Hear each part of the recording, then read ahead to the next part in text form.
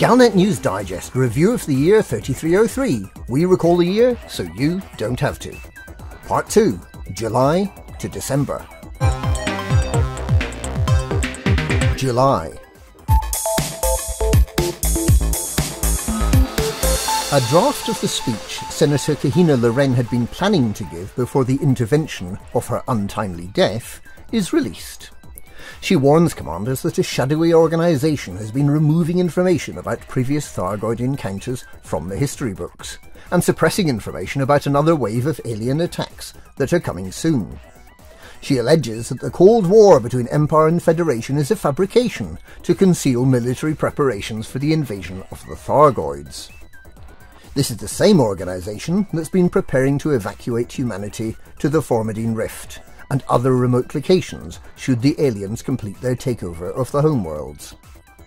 As a result of Loren's revelations, the Sirius business campaign seeks to eliminate the Sirius Corporation. More than 200 Thargoid bases are found in and around the Pleiades. Dognosh publishes a guide to finding all the information Ramtar wants about the ancient Guardians civilization, allowing commanders to earn 200 million credits in a few hours. Ramtar responds by slashing the amount he's willing to pay. Defective skimmers infected by Karl Linsky's Mr. Dusty virus rain down on surface bases throughout the galaxy, invoking lethal responses from automated defense systems. Commander Alot flies from Sol to Sagittarius A-star in Rhonda the Anaconda in a record-smashing 2 hours 12 minutes and 13 seconds. Even more astonishingly, Lave Radio wins a base on the permit-locked planet Lave 2. August.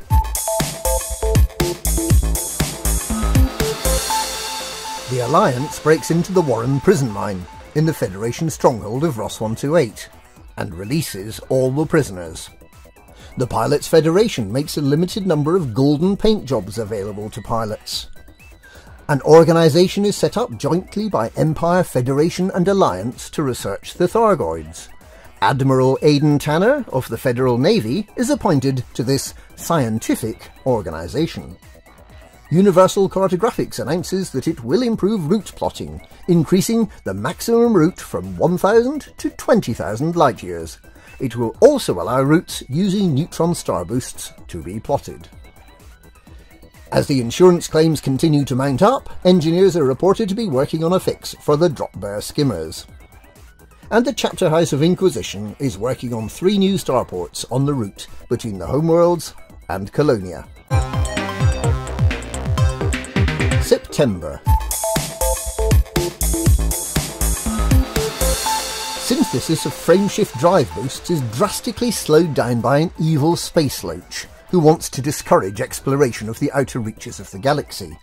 This same space loach also nobbles the new heatsink synthesis to prevent explorers from being self-sufficient. The galactic superpowers announce plans to withdraw from the Pleiades, leaving scientific organisation Aegis free to study the Thargoids there. Professor Palin welcomes their departure. No new Thargoid hyperdictions have been reported for some weeks. Leaked video shows an Aegis pilot doing some scientific work, testing weaponry by firing at a Thargoid vessel, which successfully defends itself. The Federation later clarifies that although the Aegis pilot was seen to shoot first, this was due to an editing mistake, and the Thargoid attack on the Aegis vessel was completely unprovoked. Cyclops variant Thargoid ships start appearing at various locations in the Pleiades. They collect escape pods but are unlikely to attack unless provoked. Hull reinforcement modules briefly provide protection against Thargoid caustic attack, until this protection is inexplicably removed. Scribbling Senator Drew Wagar publishes the final volume in his 2-part trilogy about the life and works of Kahina Loren. The skimmers are finally repaired and no longer commit aggravated suicide. And after misunderstanding a conversation with Commander Braben, Don Antonacci goes to Hull. October. Aegis starts releasing anti-Thargoid weaponry onto the open market. The Thargoid vessels are initially highly susceptible to anti-Xeno dumbfire missiles, but quickly seem to develop a resistance to them.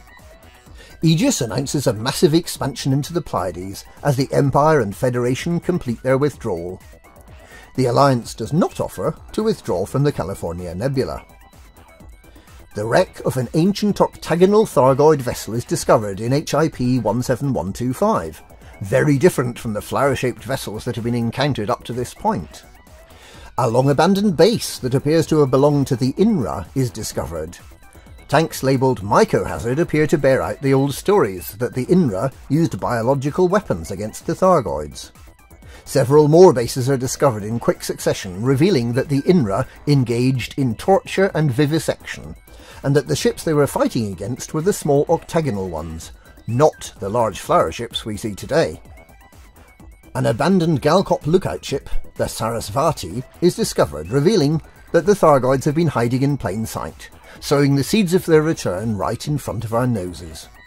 These findings appear to have been suppressed. A number of huge Thargoid barnacle forests are found, with evidence that the Thargoid vessels are using them for refuel and repair.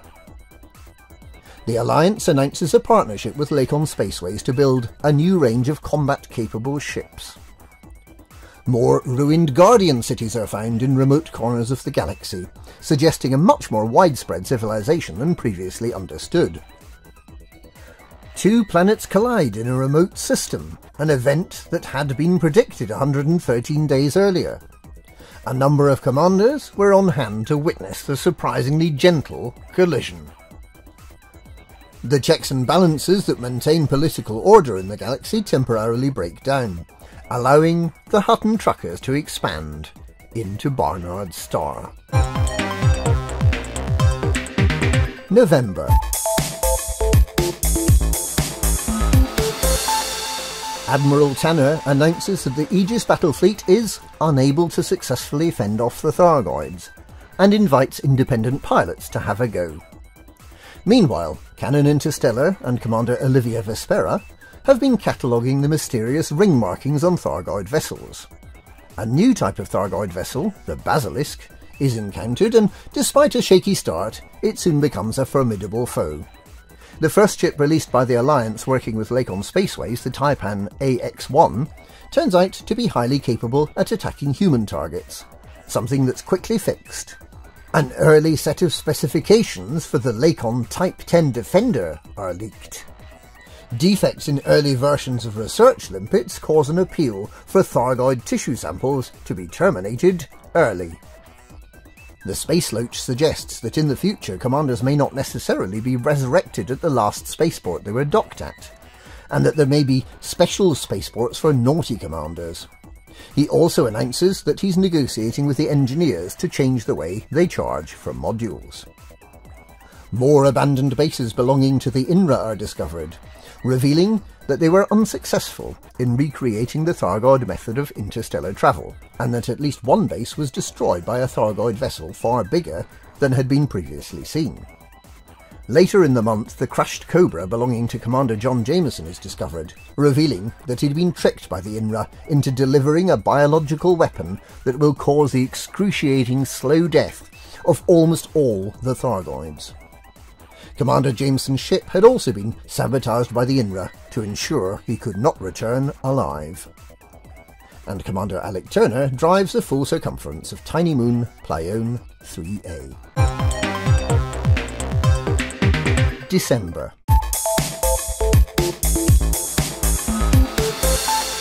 The spiritual successor to the INRA, Aegis, announces that it is still hopeful that there can be peace with the Thargoids as it continues its research program into Thargoid history, biology and psychology.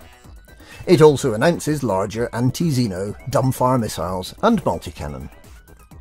Meanwhile, galactic leaders Prime Minister Mahan and Emperor Arissa Livigny Duval condemn the historic actions of the INRA. The Thargoids use even bigger Medusa-class ships to attack 3 Aegis bases in the Pleiades, being careful to minimise human casualties. They repeat this pattern the following week. A large number of commanders answer the call to rescue survivors from these burning stations. The Type 10 Defender is finally released and proves itself a worthy tank, with a strong hull and relatively good manoeuvrability. Every commander in the galaxy buys one, and then buys a paint job to go with it. 2 days later, a shiny chromed paint job is made available for the Type 10.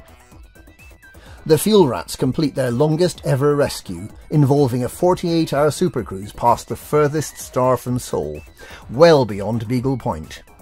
The 4-day rescue allows the refueled commander to not only have the furthest ever Hutton mug, but also to return safely to tell the tale. Core Dynamics announces special discounts on the Federal Dropship, Assault Ship and Gunship, which stack on top of any existing discounts. The Alliance makes a plaintive appeal for assistance in maintaining its outposts in the Pleiades, and in rescuing the large numbers of Alliance pilots who've been victims of pirate activity along the route to the Alliance bases. And a man in a jumper makes a prediction that we'll see a lot more of the small octagonal Thargoid ships in 3304. And that's the Galnet News Digest review of the year 3303. Galnet News, we review the year so you don't have to.